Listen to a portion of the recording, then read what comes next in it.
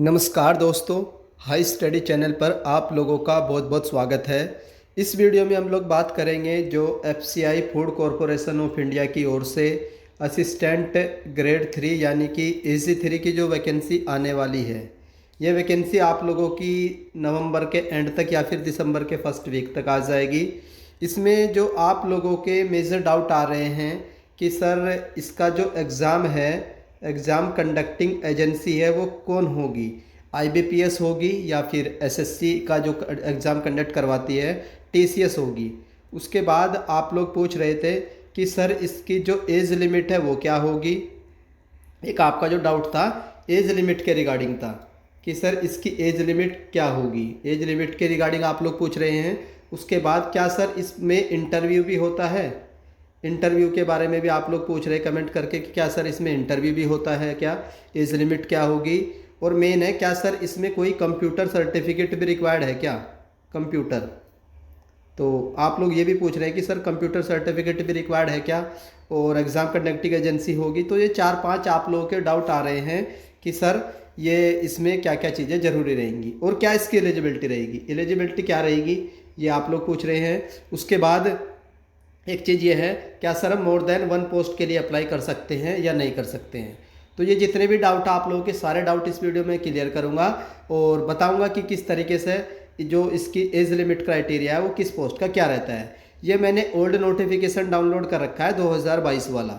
कब का है ये नोटिफिकेशन, 2022 वाला है। तो कोविड तो इससे पहले आ चुका था। अगर आप लोग बोलेंगे कि क्या सर कोविड का इफेक्ट आएगा इसमें, तो कोविड का इफेक्ट नहीं आएगा, क्योंकि जब 2022 में इन लोगों ने कोविड को कंसिडर नहीं किया था तो 2024 में कंसिडर करने का कोई मतलब नहीं बनता है। तो इसमें जो ये 1 अगस्त आप लोगों का दे रखा है, ये फॉर्म भरने की लास्ट डेट थी।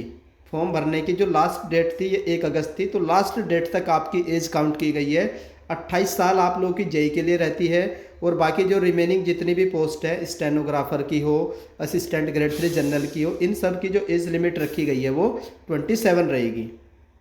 27 कब तक रहेगी, तो जो भी आप लोगों का फॉर्म भरने की लास्ट डेट होगी।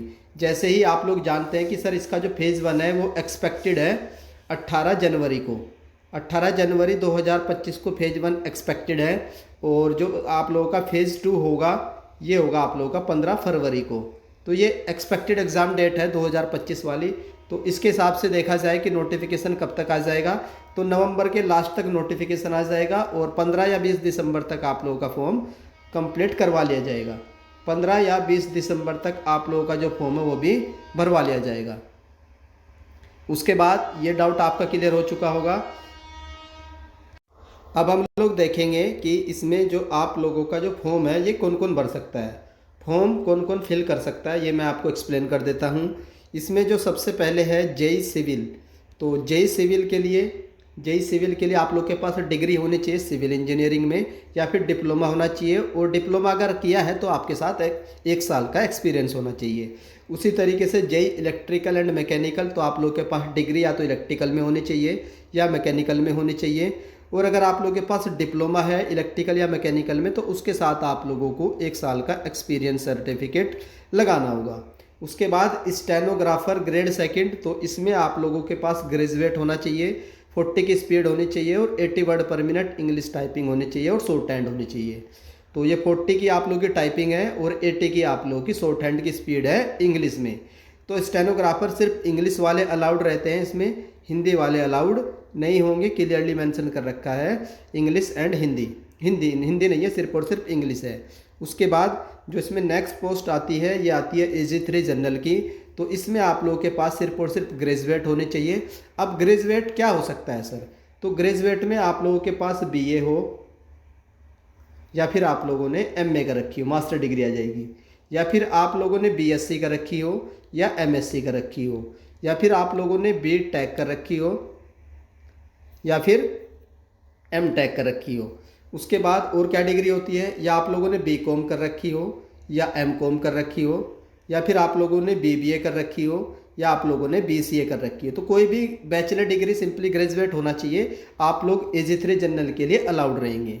और university with proficiency in the use of computer. इसका क्या मतलब है सर, क्या कंप्यूटर का सर्टिफिकेट रिक्वायर्ड है? तो किसी भी तरीके का कोई भी कंप्यूटर का सर्टिफिकेट रिक्वायर्ड नहीं है, बस आप लोगों को कंप्यूटर पर वर्क करना आना चाहिए बेसिक। वो आप लोग जानते ही हैं, जो हर कोई आजकल एंड्रॉयड मोबाइल चलाता है तो उसमें किसी भी तरह की कोई दिक्कत नहीं होगी। तो इसमें आपको कोई भी कंप्यूटर का सर्टिफिकेट रिक्वायर्ड नहीं है। कोई भी परसेंटेज मार्क्स का क्राइटेरिया है तो कोई भी नहीं है, सिंपली ग्रेजुएट होना चाहिए। अब बात कर लेते हैं AG3 अकाउंट्स की। तो AG3 अकाउंट्स में आप लोगों के पास बैचलर डिग्री इन कॉमर्स होनी चाहिए, BCom। अगर आप लोगों ने BCom कर रखी है, कितने भी आप लोगों के मार्क्स हो, बस आप लोगों ने पास कर रखी है BCom, तो आप लोग इसके लिए एलिजिबल रहेंगे AG3 अकाउंट्स के लिए। उसके बाद नेक्स्ट आता है आप लोगों का AG3 टेक्निकल। तो इसमें आप लोगों के पास BSc एग्रीकल्चर में होनी चाहिए या फिर BSc with any one of the following subject, चाहे फिर बॉटनी हो, जूलॉजी हो, बायोटेक्नोलॉजी हो, बायोकेमिस्ट्री हो, माइक्रोबायोलॉजी हो या फिर फूड साइंस हो। तो BSc अगर एग्रीकल्चर है तो भी आप लोग भर पाएंगे। BSc अगर आप लोगों के पास कोई भी एक सब्जेक्ट हो, जैसे कुछ लोग करके रखते हैं CBZ, ये केमिस्ट्री, बायोलॉजी, जूलॉजी, तो CBZ वाले भी अप्लाई रहेंगे और बायोकेमिस्ट्री वाले भी रहेंगे, जूलॉजी वाले भी रहेंगे, टेक्नोलॉजी वाले भी रहेंगे और माइक्रोबायोलॉजी वाले रहेंगे। उसके बाद या फिर बीटेक होनी चाहिए आप लोग के पास फूड साइंस में एंड टेक्नोलॉजी में, या एग्रीकल्चर इंजीनियरिंग में, या फिर बायोटेक्नोलॉजी में। यहाँ पर भी लिखा है proficiency in the use of computer. अब बात कर लेते हैं AG3 डिपो वाले, ये डिपोट या डिपो जो भी FCI के गोडाउन होते हैं वहाँ पर ये लोग वर्क करते हैं। तो इसमें भी आप लोगों के पास सिर्फ और सिर्फ ग्रेजुएट डिग्री होनी चाहिए और कंप्यूटर की यूज ऑफ प्रोफेंसी। सर्टिफिकेट का कोई ज़रूरत नहीं है, टाइपिंग कोई ज़रूरत नहीं है, बस आप लोगों के पास क्या ग्रेजुएट पास होना चाहिए। आप लोगों के मार्क्स 40% हो, 50% हो, 60% हो, कोई मीनिंग नहीं है, सिर्फ आप लोगों के पास आउट होने चाहिए और एज आप लोगों की 27 के कम होनी चाहिए। उसके बाद बात कर लेते हैं असिस्टेंट ग्रेड 3 हिंदी। तो इसमें आप लोगों के पास क्या होना चाहिए, degree of recognise university with Hindi as a main subject. Degree होनी चाहिए, हिंदी आपका मेन सब्जेक्ट होना चाहिए। Proficiency in English specifically for purpose of translation आनी चाहिए आप लोगों के पास। Certificate diploma course in translation from English to Hindi and vice versa of at least 1 year duration. 1 साल का आप लोगों के पास सर्टिफिकेट होना चाहिए ट्रांसलेशन का। तो ये आप लोगों का हिंदी वाला है। तो मैंने आप लोगों को सारी जितनी भी 8 टाइप की पोस्ट आती है इसमें 8 की एलिजिबिलिटी एक्सप्लेन कर दी है। फिर भी आप लोगों का इन 8 में से कोई भी डाउट रह जाता है कि सर मुझे ये समझ नहीं आया, तो आप लोग कमेंट करके पूछ लीजिएगा, मैं आप लोगों को कमेंट सेक्शन में क्लियर कर दूंगा। उसके बाद आप लोग पूछेंगे कि क्या सर मैं डिपो के लिए एंड जनरल दोनों के लिए अप्लाई कर सकता हूँ? तो नहीं, एक candidate can apply in any one zone only. एक जोन में सिर्फ और सिर्फ आप लोग एक पोस्ट के लिए अप्लाई कर सकते हैं। एक candidate can apply only for any one of the post code. तो जितने भी 8 पोस्ट कोड है इसमें से सिर्फ और सिर्फ आप लोग एक पोस्ट के लिए अप्लाई कर सकते हैं। ऐसा नहीं होगा कि सर मैंने तो BSc कर रखी है तो मैं तो 3 पोस्ट के लिए भर सकता हूँ, क्योंकि BSc वाले क्या टेक्निकल के लिए भी और डिपो में भी आ जाएंगे और जनरल में भी, क्या हम तीनों के लिए भर सकते हैं? तो नहीं, आप लोग सिर्फ और सिर्फ एक पोस्ट के लिए भर सकते हैं। या तो आप लोग डिपो के लिए भरे, या टेक्निकल के लिए भरे, या फिर जनरल के लिए भरे। तो ये भी डाउट क्लियर हो चुका होगा कि कितने पोस्ट के लिए अप्लाई कर सकते हैं। उसके बाद आप लोग पूछें कि सर इसका जो एग्ज़ाम कंडक्टिंग एजेंसी है वो कौन रहती है? तो एग्ज़ाम कंडक्टिंग एजेंसी इसकी IBPS रहती है। IBPS जो भी आप लोगों के बैंकिंग के एग्ज़ाम कंडक्ट करवाती है। तो अब इसमें कोई भी आपका डाउट नहीं रहना चाहिए कि सर इसका एग्ज़ाम पैटर्न क्या रहेगा।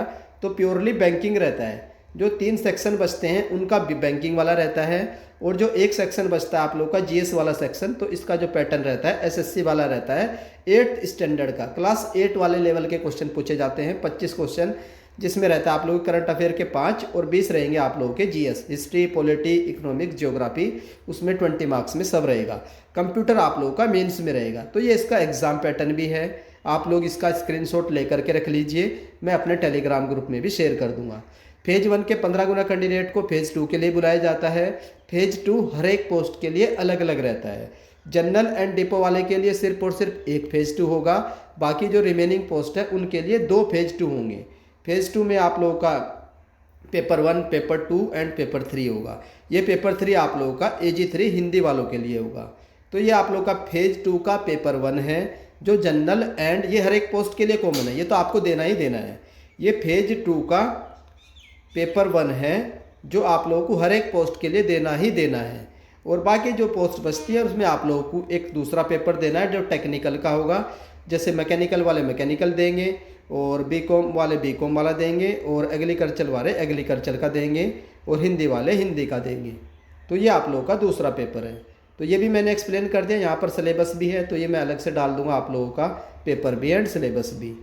तो ये सारे डाउट्स आप लोगों के आई होप क्लियर हो चुके होंगे कि सर एग्ज़ाम कौन कंडक्ट करवाता है, पेपर का पैटर्न क्या रहता है, और इसमें एज लिमिट कब से काउंट की जाएगी, उसके बाद एग्ज़ाम कंडक्टिंग एजेंसी कौन होगी। तो मैंने सारे डाउट आई होप आप लोगों के क्लियर कर दिए होंगे। उसके बाद आप लोगों के लिए मैंने जीएस का जो सेक्शन है 25 मार्क्स का फेज 1 का और 45 मार्क्स का फेज 2 का, तो उसके लिए भी कंटेंट तैयार कर रखा है। ये वो कंटेंट है, पेड कंटेंट है, जिसमें आप लोग को साइंस के 1000 वन लाइनर मिलेंगे, ज्योग्राफी के 1000 वन लाइनर, हिस्ट्री के 1000 वन लाइनर, और स्टैटिक जीके के 1000 वन लाइनर, पॉलिटी के वन लाइनर, कंप्यूटर के एमसीक्यू। कंप्यूटर आप लोगों का मेंस में पूछा जाएगा। फेज 1 में भी आ जाएंगे 1-2 क्वेश्चन, पर जनरली मेंस में पूछा जाएगा।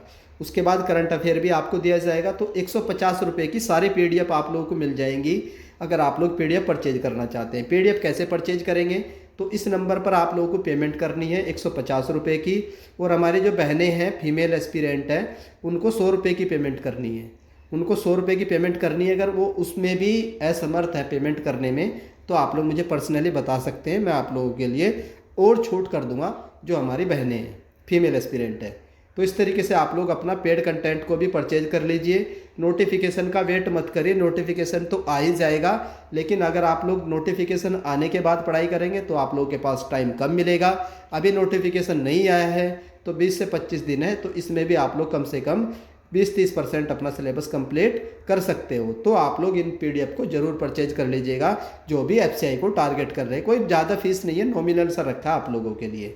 और ये आप लोगों के वो टॉपिक्स हैं जो जीएस में पूछे जाएंगे। ये सारे टॉपिक्स भी हैं जो मैंने एनालिसिस करी थी 2022 की, उसके आधार पर जो भी मोस्ट इंपोर्टेंट टॉपिक्स पूछे गए थे सारे के सारे एक जगह आप लोगों को इंक्लूड करके दे दिए हैं। टोटल 73 टॉपिक्स हैं।